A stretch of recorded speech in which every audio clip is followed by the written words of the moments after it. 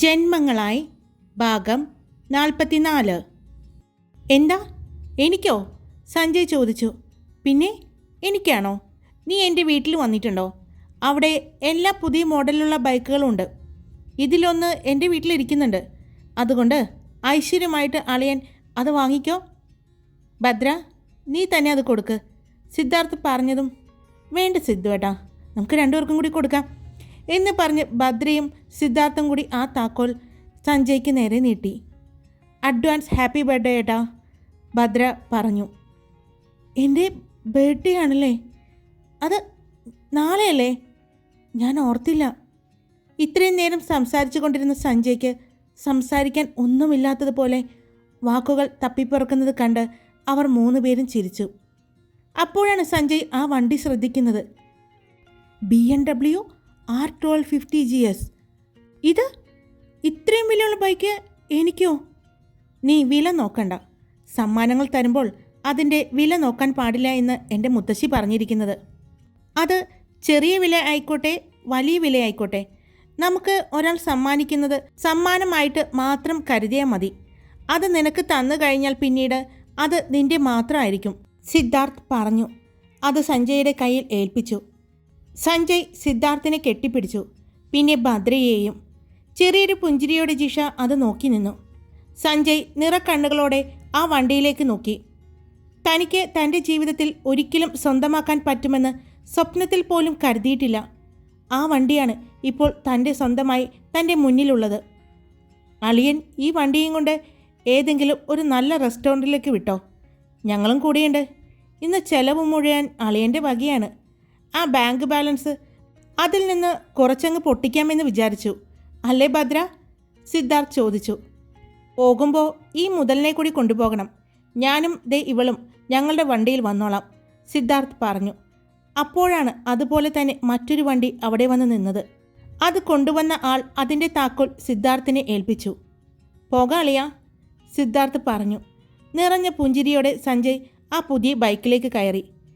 ജിഷ, നീ കയറിക്കോ, ഭദ്ര പറഞ്ഞതും ജിഷ സഞ്ജയെ ഒന്ന് നോക്കി. അവൻ അവളെ നോക്കി പുഞ്ചിരിച്ചു. പുഞ്ചിരിച്ചുകൊണ്ട് ആ ബൈക്കിലേക്ക് കയറി. സിദ്ധാർത്ഥിൻ്റെ പുറകെ ഭദ്രയും ഇരുന്നു. അപ്പോൾ നേരത്തെ വന്നവർ അവരുടെ കയ്യിലേക്ക് 4 ഹെൽമറ്റ് കൂടി കൊണ്ടുവന്ന് കൊടുത്തു. 4 പേരും സന്തോഷത്തോടെ അവിടെ നിന്നും പോയി. അവിടെയുള്ള വലിയൊരു റെസ്റ്റോറൻറ്റിലേക്കാണ് അവർ പോയത്.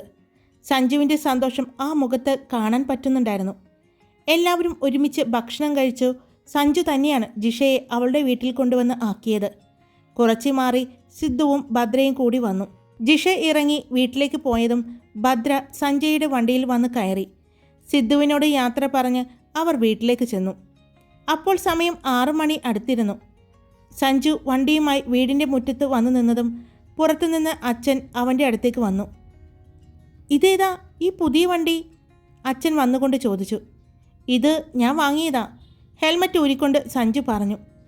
അതെയോ, നല്ല വണ്ടിയാണല്ലോ, അമ്മ അതും പറഞ്ഞുകൊണ്ട് അങ്ങോട്ട് വന്നത്. അപ്പോൾ ഇതെടുക്കാൻ പോയതാണോ കോളേജ് കഴിഞ്ഞിട്ട് 2 പേരും കൂടി? സഞ്ജുവിൻ്റെ അമ്മ ചോദിച്ചു. അതെ ചിറ്റേ, ഭദ്ര പറഞ്ഞു. അപ്പോഴാണ് സുദീപ് അകത്തുനിന്ന് വന്നത്. അവൻ ആ വണ്ടി കണ്ടതും അത്ഭുതത്തോടെ നോക്കി.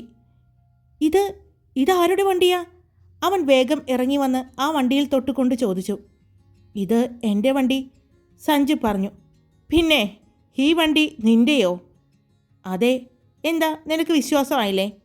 ഞാനും ഭദ്രയും കൂടി ദേ ഷോറൂമിൽ നിന്നും ഇറക്കിക്കൊണ്ടുവന്നതാണ്, സഞ്ജു പറഞ്ഞു. ചുമ്മാ, നിനക്കൊന്നും ഈ വണ്ടി വാങ്ങാൻ പോലും പറ്റില്ല, സുദീപ് പറഞ്ഞു. ഭദ്ര, നീ ആ ഫോട്ടോ ഒന്ന് കാണിച്ചു കൊടുക്ക് എന്ന് സഞ്ജു പറഞ്ഞതും ഭദ്ര ഫോണെടുത്ത് ഫോട്ടോ കാണിച്ചു കൊടുത്തു. ഷോറൂമിൽ നിന്നും ആ വണ്ടിയുടെ താക്കോൽ സഞ്ജു വാങ്ങുന്നതും അവർ അതിൽ ഷോറൂമിൽ നിന്നും ഇറങ്ങി വരുന്നതിൻ്റെ ഫോട്ടോസായിരുന്നു. അതെന്താടാ ഈ വണ്ടി ഇവന് വാങ്ങാൻ പറ്റില്ല എന്ന് നീ പറഞ്ഞത്? ചിറ്റ ചോദിച്ചു. അമ്മ എന്തറിഞ്ഞിട്ട് ഈ പറയുന്നത്? ഈ വണ്ടിയുടെ വില എത്രയാണെന്ന് അമ്മയ്ക്കറിയോ? ഇത്രയും വില കൊടുത്ത് ഇവനെങ്ങനെ ഈ വണ്ടി വാങ്ങും? സുദീപ് വീണ്ടും സംശയത്തോടെ സഞ്ജുവിനെ നോക്കി. അതെന്താ, എത്രയാ ഈ വണ്ടിയുടെ വില? അച്ഛൻ ചോദിച്ചു. അത് കേട്ടതും സഞ്ജുവും ഭദ്രയും പരസ്പരം നോക്കി. BMW R1250 GS. ഇതിൻ്റെ ഓൺ റോഡ് പ്രൈസ് ഏകദേശം 25 ലക്ഷം അല്ലെങ്കിൽ 26 ലക്ഷത്തിനിടയിൽ വരും. സുദീപ് പറഞ്ഞതും സഞ്ജുവിൻ്റെ അച്ഛനും അമ്മയും ഞെട്ടലോടെയാണ് നിന്നത്. ഇത്രയും വില കൊടുത്ത് നീ ഈ ബൈക്ക് എന്തിനാ വാങ്ങിയത്? ഈ കാശിന് എത്ര കാറ് വാങ്ങായിരുന്നു? അച്ഛൻ അതേ ഞെട്ടലോടെയാണ് ചോദിച്ചത്. എനിക്ക് ഒരു കാറുണ്ടല്ലോ, ഇനി എനിക്ക് ഒരു ബൈക്ക് വേണമെന്ന് തോന്നി, ഞാൻ വാങ്ങി, സഞ്ജു പറഞ്ഞു. എന്നാലും മോനെ, ഇത്രയും കാശ് നീ ആ സ്ഥലം വാങ്ങാനൊക്കെ നോക്കുന്നുണ്ടായിരുന്നില്ലേ? അപ്പോൾ ഇത്രയും കാശ് കൊടുത്തത് ഇത് വേണമായിരുന്നോ? അമ്മേ, ഞാനിത് റെഡി ക്യാഷ് കൊടുത്ത് വാങ്ങിയതല്ല, സഞ്ജു പറഞ്ഞു. അത് ഇന്നിവിടെ വന്നില്ലേ സിദ്ധാർത്ഥ് മേനോൻ, അദ്ദേഹം കമ്പനി വക കൊടുത്തതാണ്. പിന്നെ ശമ്പളത്തിൽ നിന്നും കുറേശ്ശെ അടച്ചു തീർക്കണം, അത്രയേ ഉള്ളൂ. അദ്ദേഹം 2 ബുക്ക് ചെയ്തിട്ടുണ്ടായിരുന്നു. അതിൽ ഒരെണ്ണം അദ്ദേഹം എടുത്തിരുന്നു. ഒരെണ്ണം അദ്ദേഹം ഡൽഹിയിലേക്ക് കൊണ്ടുപോകാൻ ഇരുന്നതാണ്. പക്ഷേ ഇപ്പോൾ അദ്ദേഹം കുറച്ച് ദിവസങ്ങൾക്ക് ശേഷം ഇവിടുന്ന് പോവുകയാണ് UK-യിലേക്ക്. അപ്പോൾ പിന്നെ ഇതിൻ്റെ ആവശ്യമില്ല. ക്യാൻസൽ ചെയ്യാൻ പോയപ്പോഴാണ് ഇതിൻ്റെ പകുതി ക്യാഷേ കൊടുക്കൂ എന്നവർ പറഞ്ഞത്. അത് വൻ നഷ്ടമാണ് എന്ന് തോന്നിയത് കൊണ്ട് സഞ്ജുവേട്ടനോട് ഇത് എടുത്തോളാൻ പറഞ്ഞു. ക്യാഷെല്ലാം അദ്ദേഹം കൊടുത്തു. ഇത് മാസം സഞ്ജുവേട്ടൻ്റെ സാലറിയിൽ നിന്നും എടുത്തുകൊള്ളാം എന്ന് പറഞ്ഞു. ഭദ്ര പറഞ്ഞപ്പോൾ സഞ്ജു അവളെ അത്ഭുതത്തോടെ നോക്കി നിന്നു. അവൾ എന്താ എന്ന് പുരികം പൊക്കി ചോദിച്ചു. നിനക്ക് ഇതൊക്കെ എങ്ങനെ സാധിക്കുന്നോടി, ഈ സ്പോട്ടിൽ ഇങ്ങനെ നുണ പറയാൻ? സഞ്ജു പതിയെ ചോദിച്ചു. സാറ് ഇത് കിട്ടിയ എക്സൈറ്റ്മെൻറ്റിൽ ഒന്നിനെക്കുറിച്ചും ചിന്തിച്ചില്ല. പക്ഷേ ഞാനും എൻ്റെ സിദ്ധുവേട്ടനും ഇതിനെക്കുറിച്ച് ആലോചിച്ചിരുന്നു. ഇങ്ങനെ ഒരു ചോദ്യം ചെയ്യൽ ഞങ്ങൾ പ്രതീക്ഷിച്ചിരുന്നു. അതുകൊണ്ട് തന്നെ എന്നെ പറഞ്ഞ് പഠിപ്പിച്ച വിട്ടത് എൻ്റെ സിദ്ധുവേട്ടൻ, ഭദ്ര പറഞ്ഞു. എന്നാൽ ഇതേ സമയം സുദീപിൻ്റെ കണ്ണുകൾ ആ വണ്ടിയിൽ തന്നെയായിരുന്നു. അവന് സഞ്ജുവിനോട് അസൂയ തോന്നി. എന്നാലും ഇനി ഒരു എന്നാലുമില്ല, ഇതിപ്പോൾ നമ്മൾ വാങ്ങി, അത്രമാത്രം ചിന്തിച്ചാൽ മതി. സഞ്ജുവേട്ടൻ ഒന്നും കാണാതെ ചെയ്യില്ല എന്ന് ആലോചിച്ചാൽ മാത്രം മതി, ഭദ്ര പറഞ്ഞു. ശരി ശരി, വാ, 2 പേർക്കും എന്തെങ്കിലും കഴിക്കാൻ തരാം, ചിറ്റ പറഞ്ഞു. അത് കേട്ടതും ഭദ്രയും സഞ്ജുവും പരസ്പരം നോക്കി. 2 പേരുടെയും വയറ് നിറഞ്ഞിരിക്കുകയാണ്. ഇനി എനിക്കൊന്നും കഴിക്കാൻ പറ്റില്ല, ഭദ്ര പറഞ്ഞു. അതെന്താ, നിങ്ങൾ പുറത്തുനിന്ന് കഴിച്ചോ? ചിറ്റ ചോദിച്ചു. പിന്നെ ഇത്രയും വലിയ വണ്ടി സഞ്ജുവേട്ടൻ മേടിക്കുമ്പോൾ അതിൻ്റെ ചിലവ് മേടിക്കാതിരിക്കാൻ പറ്റുമോ? ഞങ്ങൾ അതുകൊണ്ട് ലാവിഷായി ഇന്ന് സഞ്ജുവേട്ടനെ കൊണ്ട് ചിലവാക്കിച്ചു. എല്ലാവർക്കുള്ള ഫുഡ് ഞങ്ങൾ കൊണ്ടുവന്നിട്ടുണ്ട് എന്ന് പറഞ്ഞ് ഭദ്ര അവളുടെ കയ്യിലുണ്ടായിരുന്ന കവർ ചിറ്റയ്ക്ക് നേരെ കൊടുത്തു. എല്ലാവരും സന്തോഷത്തോടെ അകത്തേക്ക് കയറിപ്പോയിട്ടും സുദീപ് ആ വണ്ടിയിൽ തന്നെ നോക്കി അവിടെ നിന്നു. ആ വണ്ടി അവനൊന്ന് ഓടിച്ചു നോക്കണമെന്നുണ്ടായിരുന്നു. പക്ഷേ എന്തുകൊണ്ടോ അത് സഞ്ജുവിനോട് ചോദിക്കാൻ തോന്നിയില്ല. പണ്ട് മുതൽ സുദീപിന് സഞ്ജുവിനോട് ചെറിയൊരു കുശുമ്പുണ്ട്. സഞ്ജു നന്നായി പഠിക്കും, അവന് നല്ല ജോലിയും കിട്ടി. അച്ഛനും അമ്മയ്ക്കും എപ്പോഴും അവനെക്കുറിച്ച് നല്ലത് പറയാനേ നേരമുണ്ടായിരുന്നുള്ളൂ. അതെല്ലാം സുദീപിന് ചെറിയ കുശുമ്പുണ്ടാക്കിയിരുന്നു. ഒരു പ്രൈവറ്റ് സ്ഥാപനത്തിൽ ചെറിയൊരു ജോലിയിലാണ് ഇപ്പോൾ സുദീപ് ഇരിക്കുന്നത്. സഞ്ജുവിൻ്റെ വിവാഹകാര്യം പറഞ്ഞപ്പോഴും മറ്റൊരു വീട് വെച്ച് മാറിയിട്ട് വിവാഹം കഴിക്കൂ എന്ന് പറഞ്ഞത് സുദീപിന് ഒരുപാട് സന്തോഷം തോന്നിച്ചു. ഈ വീട് അവന് കിട്ടുമല്ലോ എന്നോർത്തപ്പോൾ. എന്നാൽ ഇപ്പോൾ അവൻ കൈലാസം ഗ്രൂപ്പിൽ ജോലിക്ക് കയറിയതും ഈ ബൈക്കും കൂടി ആയതോടുകൂടി സുദീപിന് കുറച്ചുകൂടി സഞ്ജയോട് കുശുമ്പ് കൂടി. അന്ന് ഭദ്ര ഒരുപാട് സന്തോഷത്തിലായിരുന്നു. സിദ്ധാർത്ഥിനോട് ഒരുപാട് നേരം സംസാരിച്ചതിന് ശേഷമാണ് ഫോൺ വെച്ചത്. നാളെ ഭദ്രയ്ക്ക് പെർഫോമൻസ് ഉണ്ട്. രാവിലെ തന്നെ കോളേജിലേക്ക് എത്തി. അന്ന് സഞ്ജയ് കാറാണ് എടുത്തത്. കാരണം ജിഷയുടെ വീട്ടിൽ ചെന്ന് അവളെയും കൊണ്ടുവേണം കോളേജിലേക്ക് പോകാൻ. അന്നത്തെ കൊണ്ട് ഭദ്രയുടെ 3ാമത്തെ പെർഫോമൻസ് അവസാനിക്കുകയാണ്. ഇപ്പോൾ 285 മാർക്കിന് മുകളിൽ വന്നു കഴിഞ്ഞാൽ അവൾക്ക് ഡയറക്റ്റായിട്ട് ഫൈനൽ റൗണ്ടിലേക്ക് കടക്കാം. ഇതുവരെയുള്ള പെർഫോമൻസിൽ ആരും അങ്ങനെയൊരു സ്കോർ നേടിയിട്ടില്ല. ഭദ്രയ്ക്ക് ഇപ്പോൾ നടന്ന ഈ 2 പെർഫോമൻസിൽ നിന്നും 191 മാർക്ക് വാങ്ങിയിട്ടുണ്ട്. അവളുടെ നിർണായക പോയിന്റ് ആയിരിക്കും ഇന്നത്തെ. പക്ഷേ അവൾ സെമി ഫൈനൽ റൗണ്ടിലേക്ക് കയറി കഴിഞ്ഞു. 180 മാർക്കുള്ളവർക്ക് സെമി ഫൈനലിലേക്ക് കടക്കാം. അവൾ 2 റൗണ്ടിൽ നിന്ന് തന്നെ 191 മാർക്ക് വാങ്ങി സെമി ഫൈനലിലേക്ക് കയറിയിട്ടുണ്ട്. പക്ഷേ ഇന്നത്തെ പെർഫോമൻസിൻ്റെ അടിസ്ഥാനത്തിൽ അവൾക്ക് നേരിട്ട് ഫൈനൽ റൗണ്ടിലേക്ക് എത്താൻ പറ്റും എന്നുള്ള പ്രതീക്ഷയിലാണ് അവളുടെ കൂട്ടുകാരും മറ്റും. ഭദ്ര ഇന്ന് ആത്മവിശ്വാസത്തോടു കൂടിയാണ് പെർഫോം ചെയ്യാൻ പോയത്. ഇന്നും അവളുടെ പെർഫോമൻസ് കാണാൻ സിദ്ധാർത്ഥ് എത്തിയിരുന്നു. ഇന്ന് ദിവ്യയ്ക്കും ഷാരോണിനും കൂടിയുണ്ടായിരുന്നു പെർഫോമൻസ്. 3 പേരും നന്നായി തന്നെ ചെയ്തു. ഭദ്ര പെർഫോമൻസ് കഴിഞ്ഞ് താഴേക്ക് ഇറങ്ങിയപ്പോഴാണ് അഭിജിത്ത് ഓടി അവളുടെ അടുത്തേക്ക് വരുന്നത്. എന്താടാ, എന്താ പറ്റിയേ? എടാ, ഇന്ന് ഒരു സംഭവം ഞാൻ അറിഞ്ഞു. എന്താ? ഭദ്ര ചോദിച്ചു. ജിഷയും ഭദ്രയും കൂടി അവളുടെ ഡ്രസ്സിംഗ് റൂമിലേക്ക് പോവുകയായിരുന്നു. എടാ, കഴിഞ്ഞ ദിവസം നിന്നോട് ഒരു പയ്യൻ ഇഷ്ടമാണെന്ന് പറഞ്ഞില്ലേ? ഒരു സിനിമ ആക്ടറുടെ മകൻ.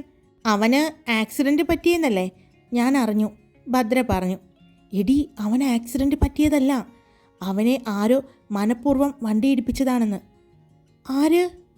അതറിയില്ല, പക്ഷേ ആരോ മനഃപൂർവ്വം ചെയ്തതാണ്, അവൻ്റെ കൂട്ടുകാരാ പറഞ്ഞത്. എന്നിട്ട് പോലീസ് കേസൊക്കെ ആയോ? എവിടെ, അയാളുടെ അച്ഛൻ മിണ്ടിയിട്ടില്ല എന്നാ പറഞ്ഞത്. അവർ ആരോടും കേസിൻ്റെ കാര്യമൊന്നും പറഞ്ഞിട്ടില്ല. അപ്പോൾ തന്നെ അറിയാൻ പാടില്ലേ ആരോ ഒരു വമ്പൻ ടീം പണിതതാണെന്ന്, അവൻ പറഞ്ഞു. അപ്പോഴേക്കും അവൻ്റെ ഫോൺ റിങ് ചെയ്തു. അവൻ ഫോൺ എടുത്തുകൊണ്ട് പോയി.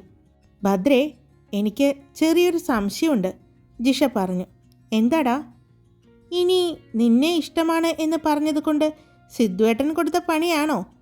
ജിഷ ചോദിച്ചതും ഒരു ഞെട്ടലോടെ ഭദ്ര അവളുടെ മുഖത്തേക്ക് നോക്കി. നീ ഇതെന്തൊക്കെയായി പറയുന്നേ? നിനക്ക് വല്ല വെളിവുണ്ടോ? എൻ്റെ സിദ്ധുവേട്ടൻ അങ്ങനെയൊന്നും ചെയ്യില്ല, ഭദ്ര അല്പം ദേഷ്യത്തോടെ പറഞ്ഞു. ഞാനൊരു സംശയം പറഞ്ഞു എന്നല്ലേ ഉള്ളൂ. ഞാൻ മറ്റൊരു കാര്യം കൂടി ഇന്നലെ ശ്രദ്ധിച്ചു. ഇന്നലെ നമ്മൾ വിനീഷിനെ പിന്നെ വൈകിട്ട് അവിടെ കണ്ടില്ല.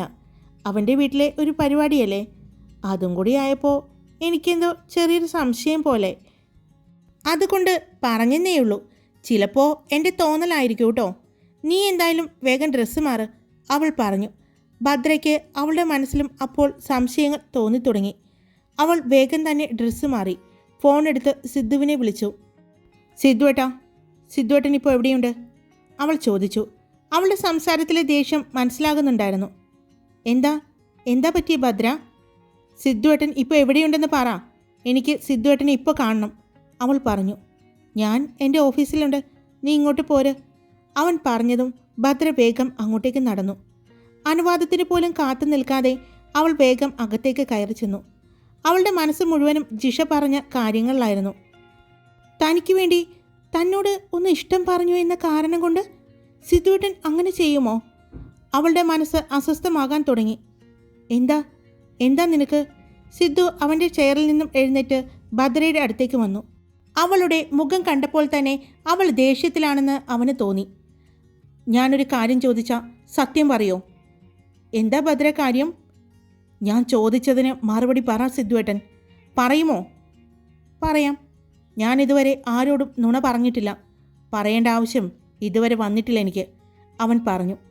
നിന്നോട് പ്രത്യേകിച്ച് ഞാൻ പറയില്ല, അവൻ പറഞ്ഞു. കഴിഞ്ഞ ദിവസം എന്നോട് ഒരാൾ ഇഷ്ടമാണെന്ന് പറഞ്ഞു. അത് ഞാൻ പറയാതെ തന്നെ സിദ്ധുവേട്ടൻ അറിഞ്ഞു, എന്നോട് ചോദിക്കുകയും ചെയ്തു. ഞാനത് തമാശയായിട്ടാണ് എടുത്തത്. പക്ഷേ കുറച്ചു കഴിഞ്ഞപ്പോൾ അവനൊരു ആക്സിഡൻറ്റ് പറ്റി എന്ന് ഞാൻ അറിഞ്ഞു. അതിൽ സിദ്ധുവേട്ടന് എന്തെങ്കിലും പങ്കുണ്ടോ? അവൾ ചോദിച്ചു. സിദ്ധാർത്ഥ് മുഖത്ത് യാതൊരുവിധ മാറ്റങ്ങളും ഇല്ലാതെ അവളുടെ മുന്നിൽ നിന്നു. അവൾ അവൻ്റെ മുഖത്തേക്ക് തന്നെ നോക്കി നിൽക്കുകയായിരുന്നു. പറയ് സിദ്ധുവേട്ടന് എന്തെങ്കിലും പങ്കുണ്ടോ? സിദ്ധുവേട്ടനാണോ അവന് ആക്സിഡൻറ്റ് സംഭവിക്കാൻ കാരണം? ഭദ്ര ചോദിച്ചു. അല്പം ദേഷ്യത്തോടെയാണ് അവൾ ചോദിച്ചത്. അതെ, ഞാനാ കാരണം, ഞാൻ ചെയ്യിച്ചതാണ്. സിദ്ധാർത്ഥ് പെട്ടെന്ന് അത് പറഞ്ഞതും ഭദ്ര ഒന്ന് പുറകിലേക്ക് നീങ്ങി. എന്തിനാ അങ്ങനെ ചെയ്തത്? എന്നോട് ഒരിഷ്ടം പറഞ്ഞു, അതിന് ഞാൻ അപ്പോൾ തന്നെ അതിനുള്ള മറുപടിയും കൊടുത്തില്ലേ? പിന്നെ എന്തിനാ അയാളെ ഉപദ്രവിച്ചത്? അവൾ അവൻ്റെ അടുത്തേക്ക് ചെന്നു അവൻ്റെ മുഖത്തേക്ക് നോക്കി ചോദിച്ചു. സിദ്ധാർത്ഥ് അപ്പോഴും അവളുടെ കണ്ണുകളിലേക്ക് തന്നെ നോക്കി നിൽക്കായിരുന്നു. എന്താ നിനക്ക്? അവന് അങ്ങനെ ഒരു ആക്സിഡൻറ്റ് സംഭവിച്ചതുകൊണ്ട് നിനക്കെന്താ കുഴപ്പം? സിദ്ധാർത്ഥ് തിരിച്ചു ചോദിച്ചു. ഞാൻ കാരണം ഒരാൾക്ക് അങ്ങനെ സംഭവിച്ചു എന്ന് പറഞ്ഞാൽ എനിക്കത് അംഗീകരിക്കാൻ പറ്റില്ല. എന്നെ വിശ്വാസമില്ലാഞ്ഞിട്ടാണോ അങ്ങനെ ചെയ്തത്? അങ്ങനെ ഒരാൾ എന്നോട് വന്ന് ഇഷ്ടം പറയുമ്പോൾ ഞാൻ അവൻ്റെ ഇഷ്ടം സ്വീകരിക്കുമെന്ന് സിദ്ധുവേട്ടൻ വിചാരിച്ചോ? എന്താ, ഞാൻ സിദ്ധുവേട്ടൻ്റെ പുറകെ നടന്നു, അല്ലെങ്കിൽ ഇഷ്ടം സ്വീകരിച്ചു എന്നുള്ള കാരണം കൊണ്ട് എന്നോട് ഇഷ്ടം പറയുന്ന എല്ലാ പണക്കാരായ ആളുകളോടും ഞാൻ തിരിച്ച് ഇഷ്ടം പറയുമെന്ന് സിദ്ധുവേട്ടന് തോന്നിയോ? അവളത് പറയുമ്പോൾ അവളുടെ കണ്ണുകൾ നിറഞ്ഞൊഴുകുന്നുണ്ടായിരുന്നു. നീ ഇത് എന്തൊക്കെയാ പറയുന്നേ? പറഞ്ഞു നീ എങ്ങോട്ടാ കയറിപ്പോകുന്നത്? പിന്നെ എന്താ അതിൻ്റെ അർത്ഥം? എന്തിനാ അങ്ങനെ ചെയ്തത്? അവൻ ഈ ഷോയിൽ പങ്കെടുക്കാൻ യാതൊരുവിധ അർഹതയും ഇല്ലാത്തവൻ ആണെന്ന് എനിക്ക് ഉറപ്പുള്ളത് കൊണ്ടാണ് ഞാൻ അങ്ങനെ ചെയ്തത്. അങ്ങനെ ഒരു ഉറപ്പുണ്ടെങ്കിൽ പിന്നെ എന്തിനാ അവൻ്റെ കോളേജിൽ നിന്നും ഇങ്ങനൊരു പ്രോഗ്രാമിന് അവന് ക്ഷണം കിട്ടിയത്? ശരി, ഇനി അവൻ്റെ കോളേജ് അങ്ങനെ ഒരു അവസരം അവന് കൊടുത്തിട്ടുണ്ടെങ്കിൽ അത് സ്വീകരിക്കാതിരിക്കാൻ 100 കാരണങ്ങൾ സിദ്ധുവേട്ടന് അവതരിപ്പിക്കാമായിരുന്നില്ലേ? പക്ഷേ ഇങ്ങനെ ഒരു അപകടത്തിൽപ്പെടുത്താൻ ശ്രമിക്കരുതായിരുന്നു, ഭദ്ര ദേഷ്യത്തോടെ പറഞ്ഞു. അവൻ എങ്ങനെയുള്ളവനാണെങ്കിലും എനിക്ക് കുഴപ്പമില്ല. പക്ഷേ അങ്ങനെ ഒരാൾ എൻ്റെ പെണ്ണിനെ നോക്കിയെന്നറിഞ്ഞാൽ പോലും ഞാൻ ക്ഷമിക്കില്ല. അപ്പോഴാണ് അവൻ നിന്നോട് വന്ന് ഇഷ്ടം പറഞ്ഞിരിക്കുന്നത്. അത് ഞാൻ ഒട്ടും ക്ഷമിക്കില്ല ഭദ്ര. ദേഷ്യം ഒട്ടും കുറയാതെ സിദ്ധാർത്ഥ് പറഞ്ഞു. എന്നേക്കാൾ കൂടുതൽ ആരും നിന്നെ സ്നേഹിക്കണ്ട, നിന്നെ കെയർ ചെയ്യണ്ട. എനിക്കിഷ്ടമല്ലത്, സിദ്ധാർത്ഥ് പറഞ്ഞു. അങ്ങനെ എന്നെ സ്നേഹിക്കുന്ന ഒരുപാട് പേരുണ്ടാകും. എൻ്റെ അച്ഛൻ, അമ്മ, എൻ്റെ ബന്ധുക്കൾ, എൻ്റെ സുഹൃത്തുക്കൾ, അങ്ങനെ എല്ലാവരും ഉണ്ട്. എന്നെ സ്നേഹിക്കുന്നു എന്ന കാരണം കൊണ്ട് സിദ്ധുവേട്ടൻ അവരെ ഉപദ്രവിക്കുമോ? അവൾ ചോദിച്ചു. ഭദ്ര, മതി. മറ്റൊരാൾക്ക് വേണ്ടി നീ എന്നോട് വഴക്ക് കൂടാൻ വരല്ലേ. ഇത് മറ്റൊരാളുടെ കാര്യമല്ല സിദ്ധുവേട്ടാ, ഇതിൽ ഞാൻ ഉൾപ്പെട്ട കാര്യമാണ്. മറ്റൊരു കാര്യം കൂടി ഞാൻ ചോദിക്കട്ടെ? ഇന്നലെ ഉച്ചയ്ക്ക് അവിടെ അമ്പലത്തിൽ വെച്ച് വിനീഷ് എന്നോട് സംസാരിച്ചു. പക്ഷെ വൈകിട്ട് നിങ്ങളുടെ കുടുംബത്തിലെ എല്ലാവരും ഉണ്ടായിരുന്നു അവിടെ, വിനീഷ് ഒഴിച്ച്. അപ്പോൾ അവനെ നിങ്ങളെന്താ ചെയ്തത്? ഭദ്ര വീണ്ടും അവൻ്റെ അടുത്തേക്ക് വന്നു. അവൻ്റെ ഷർട്ടിൽ പിടിച്ചുകൊണ്ട് ചോദിച്ചു. പറയ് സിദ്ധുവേട്ടാ, എന്താ ചെയ്തത്? നിനക്കെന്താ? അവൻ കോളേജിൽ വന്നിട്ടുണ്ടോ എന്ന് നീ ചെന്ന് നോക്ക്. അവൻ എന്തെങ്കിലും പറ്റിയിട്ടുണ്ടോ എന്ന് നോക്കിയിട്ട് വാ എൻ്റെ അടുത്തേക്ക്. ദേഷ്യത്തിൽ തന്നെയാണ് സിദ്ധാർത്ഥ് അവളോട് സംസാരിച്ചത്. അവൾ അവനെ നോക്കിക്കൊണ്ട് അവിടെ നിന്നും ഇറങ്ങിപ്പോയി. അവൻ്റെ ദേഷ്യം കടിച്ചു പിടിച്ച് നിൽക്കുകയായിരുന്നു. അവൾ അവിടെ നിന്നും വിനീഷിനെ അന്വേഷിച്ച് നടന്നു. അപ്പോൾ അഭിജിത്തും ജിഷയും ഷാരൂണും കൂടി നടന്നു വരുന്നത് കണ്ടത്. നീ എവിടെ പോയതാ ഭദ്രേ? ജിഷ ചോദിച്ചു. നിങ്ങൾ വിനീഷിനെ കണ്ടോ? തിരിച്ച് ഭദ്ര ചോദിച്ചു. നീ ഇപ്പോൾ എന്തിനാ അവനെ അന്വേഷിക്കുന്നത്? ഞാൻ ചോദിച്ചതിന് മറുപടി പറ. അവനെ കണ്ടുവോ? ഇല്ല, കണ്ടില്ല. അപ്പോഴാണ് ദിവ്യയും അശ്വജിത്തും അങ്ങോട്ട് വന്നത്. നിങ്ങൾ വിനീഷിനെ കണ്ടോ? ഭദ്ര അവരോടും ചോദിച്ചു. അവരെല്ലാവരും പരസ്പരം നോക്കി. നീ എന്തിനാ ഇപ്പോൾ അവനെ അന്വേഷിക്കുന്നത്? അതേ ചോദ്യം തന്നെ വീണ്ടും ദിവ്യ അവളോട് ചോദിച്ചു. നിങ്ങൾ കണ്ടോ ഇല്ലയോ? അല്പം ദേഷ്യത്തോടെ അവൾ ചോദിച്ചു. അവൻ ആ ഗ്രൗണ്ടിൻ്റെ അവിടെ ഇരിക്കുന്നത് കണ്ടായിരുന്നു, ഒട്ടും താല്പര്യമില്ലാത്തതുപോലെ അശ്വജിത്ത് പറഞ്ഞു. അത് കേട്ടതും ഭദ്ര അങ്ങോട്ട് പോയി. ഇവളിത് എന്താ കാണിക്കുന്നത്? ഇപ്പോൾ അവനെ അന്വേഷിക്കുന്നത് എന്തിനാ? അല്പം ദേഷ്യത്തോടെയാണ് അഭിജിത്ത് ചോദിച്ചത്. അറിയില്ല, വാ പോയി നോക്കാം എന്ന് പറഞ്ഞ് അവരും ഭദ്രയുടെ പുറകെ പോയി. ഭദ്ര നേരെ ചെന്നത് ഗ്രൗണ്ടിൻ്റെ ഭാഗത്തേക്കായിരുന്നു. അവൾ അവിടെ ചെന്ന് വിനീഷിനെ നോക്കി. വിനീഷ് അവിടെ കൂട്ടുകാരുമായി സംസാരിച്ചിരിക്കുന്നത് അവൾ കണ്ടു. പ്രത്യേകിച്ച് വേറെ കുഴപ്പമൊന്നുമില്ലാന്ന് ഒറ്റ നോട്ടത്തിൽ തന്നെ അവൾക്ക് മനസ്സിലായി. അവൾ വേഗം വിനീഷിൻ്റെ അടുത്തേക്ക് ചെന്നു. വിനീഷ്, അവൾ വിളിച്ചതും എല്ലാവരും തിരിഞ്ഞു നോക്കി. അവൾ വിനീഷിനെ വിളിക്കുന്നത് കേട്ടതും അവൻ തിരിഞ്ഞു നോക്കി.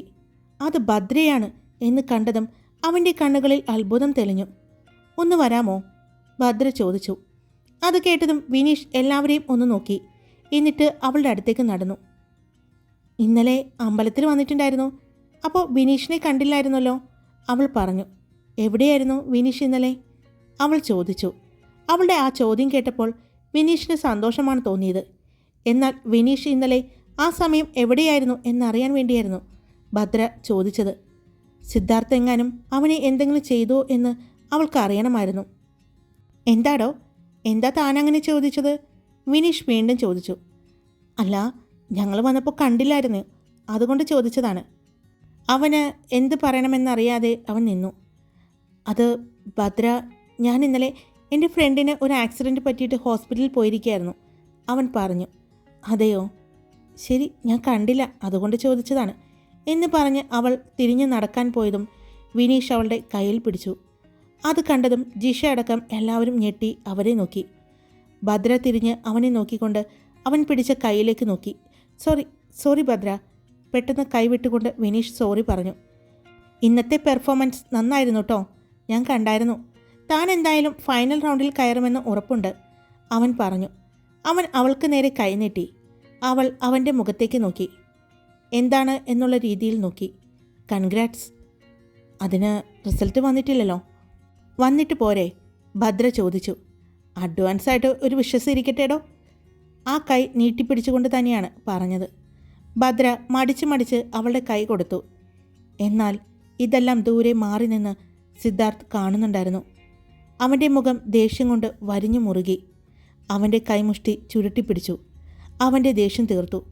പെട്ടെന്ന് തന്നെ ഭദ്ര കൈ വലിച്ചെടുത്ത് അവിടെ നിന്നും തിരിഞ്ഞു നടന്നു. ഭദ്ര, നാളെ അമ്പലത്തിൽ വരുമോ? അന്ന് പൂജകൾക്ക് ശേഷം നട അടച്ചിരുന്നു. നാളെ അമ്പലം തുറക്കുന്ന ദിവസമാണ്, വിനീഷ് പറഞ്ഞു.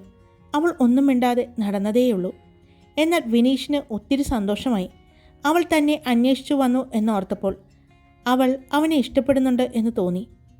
ഭദ്ര കൂട്ടുകാരുടെ അടുത്തേക്ക് ചെന്നപ്പോഴേക്കും അവർ അവളെ പിടിച്ചു നിർത്തി. നീ എന്തിനാ അവനോട് സംസാരിച്ചത്? നിനക്കറിയില്ലേ അവൻ്റെ സ്വഭാവം ശരിയല്ലാന്ന്? പിന്നെ നീ എന്തിനാ ഇപ്പോൾ അവൻ്റെ അടുത്തേക്ക് ചെന്നത് സംസാരിക്കാൻ? ഇപ്പോൾ നീ അവൻ്റെ ഇഷ്ടത്തിന് പച്ചക്കൊടി വീശിയതുപോലെ ആയില്ലേ ഭദ്ര? എന്നാൽ ആ സമയം ഭദ്ര അതൊന്നും ആലോചിച്ചില്ല. അവളുടെ മനസ്സ് മുഴുവൻ സിദ്ധാർത്ഥ് അവളുടെ പേരും പറഞ്ഞ് മറ്റുള്ളവരെ ഉപദ്രവിക്കുന്നത് അവൾക്ക് ഒട്ടും സഹിക്കാൻ പറ്റുന്ന കാര്യമല്ലായിരുന്നു. അവൾ ഒന്നും മിണ്ടാതെ നടന്നു വരുമ്പോൾ അവൾ മുകളിലേക്കൊന്ന് നോക്കി. അപ്പോൾ മുകൾ നിലയിൽ നിന്നും സിദ്ധാർത്ഥ് അവളെ നോക്കുന്നുണ്ടായിരുന്നു. ആ മുഖത്ത് അപ്പോൾ ദേഷ്യമാണെന്ന് അവൾക്ക് തിരിച്ചറിയാൻ സാധിച്ചു. ഭദ്രയും അതേ മുഖത്തോടെ തന്നെയാണ് അവർ സ്ഥിരം ഇരിക്കാറുള്ള തണൽ മരത്തിൻ്റെ ചുവട്ടിൽ പോയിരുന്നത്. ഇവൾക്കിത് എന്താ പറ്റിയേ? ദിവ്യ ചോദിച്ചു. അറിയില്ല, എന്തോ പറ്റിയിട്ടുണ്ട്. എന്തായാലും നോക്കാം നമുക്ക്. അപ്പോഴേക്കും സ്കോർ അനൗൺസ് ചെയ്തു. എല്ലാവരും ആകാംക്ഷയോടെ ഇരുന്നപ്പോൾ ഭദ്ര ഒട്ടും താല്പര്യമില്ലാത്തതുപോലെ ഇരുന്നു. ഭദ്രയ്ക്ക് 98 പോയിൻ്റ് ആണെന്ന് സ്കോർ അനൗൺസ് ചെയ്തു. എല്ലാവരും സന്തോഷം കൊണ്ട് തുള്ളിച്ചാടുമ്പോൾ ഭദ്ര മാത്രം അവിടെ ഒട്ടും സന്തോഷമില്ലാതെ ഇരുന്നു. വിനീഷിനെ ഒന്നും ചെയ്തിട്ടില്ല. പക്ഷേ അതുപോലെയല്ലല്ലോ അയാളെ അപകടപ്പെടുത്താൻ ശ്രമിച്ചത്. അയാൾക്ക് എന്തെങ്കിലും സംഭവിച്ചിരുന്നെങ്കിൽ? അതോർത്തപ്പോൾ ഭദ്രയ്ക്ക് വല്ലാത്ത സങ്കടം തോന്നി. 289 പോയിൻ്റോടുകൂടി ഡയറക്റ്റായിട്ട് ഫൈനൽ റൗണ്ടിലേക്ക് കടന്നിരിക്കുന്ന ഭദ്രയുടെ പേരും സ്കോറും അവിടെ അനൗൺസ് ചെയ്തു. സിദ്ധാർത്ഥിന് അത് കേട്ടപ്പോൾ സന്തോഷം തോന്നി. അവന് അവളെ കാണണമെന്ന് തോന്നിയെങ്കിലും ഇപ്പോൾ അവളെ കണ്ടാൽ ശരിയാകില്ല എന്ന് അവന് തോന്നി. അവനും അത്രമാത്രം ദേഷ്യത്തിലായിരുന്നു. അവൻ്റെ കാർ അവിടെ നിന്നും പാഞ്ഞു പോകുന്നത് ഭദ്ര കണ്ടിരുന്നു. തന്നോട് ഒന്നും മിണ്ടാതെ സിദ്ധാർത്ഥ് പോകുന്നത് കണ്ടപ്പോൾ അവൾക്ക് വിഷമം തോന്നിയെങ്കിലും അവൻ ചെയ്തത് തെറ്റാണെന്ന് ഓർത്തപ്പോൾ അവൾക്ക് ചെറുതായി അവനോട് ദേഷ്യവും തോന്നി. പക്ഷേ അവളുടെ സിദ്ധുവേട്ടനോട് അവൾക്ക് ഒരുപാടൊന്നും ദേഷ്യപ്പെടാനും ആകില്ലായിരുന്നു. ഹായ്, ഞാനാണ് കാർത്തിക. എല്ലാവരും സുഖമായിട്ടിരിക്കുന്നു വിശ്വസിക്കുന്നു. ഞാനും സുഖമായിട്ടിരിക്കുന്നു. ഒരുപാട് സമയം എനിക്ക് മൊബൈൽ നോക്കാൻ പറ്റില്ല, മെഡിസിൻ എടുക്കുന്നതുകൊണ്ട്. ഇപ്പോൾ ഒരു ഗ്ലാസ് വെച്ചിട്ടാണ് മൊബൈൽ നോക്കിക്കൊണ്ടിരിക്കുന്നത്. വേറെ കുഴപ്പമൊന്നും പറഞ്ഞിട്ടില്ല. ഒരുപാട് സമയം ഫോൺ യൂസ് ചെയ്യുന്നതിൻ്റെ ചെറിയ പ്രശ്നം അത്ര മാത്രമേ പറഞ്ഞിട്ടുള്ളൂ. അപ്പോൾ എല്ലാവരും വീഡിയോ കാണുക. ഇഷ്ടപ്പെട്ടാൽ ലൈക്ക് ചെയ്യുക, കമൻറ്റ് ചെയ്യുക. ഇഷ്ടപ്പെട്ടാലില്ലെങ്കിലും കമൻറ്റ് ചെയ്തോളൂ കേട്ടോ. നിങ്ങളുടെ അഭിപ്രായത്തിനനുസരിച്ച് ഞാൻ എന്താണെന്ന് വെച്ചാൽ മാറ്റങ്ങൾ വരുത്തിക്കൊള്ളാം. Okay, love you all. It's me Karthika.